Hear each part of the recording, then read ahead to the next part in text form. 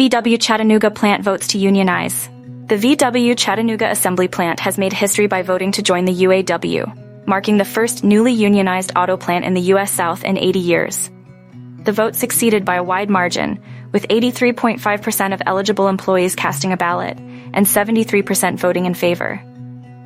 The UAW's recent wins have led to significant pay increases and other assurances for workers at several major automakers, including VW, Hyundai, Toyota, Honda, and Tesla.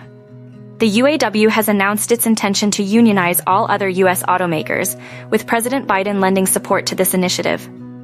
The success at VW Chattanooga is the first step in this strategy, with another vote scheduled at Mercedes plant in Alabama next month.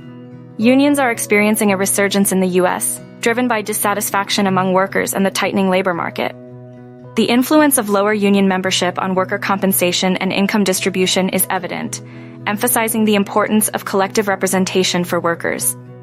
The historic vote at VW Chattanooga represents a significant milestone in the labor movement, with potential implications for the future of unionization in the automotive industry.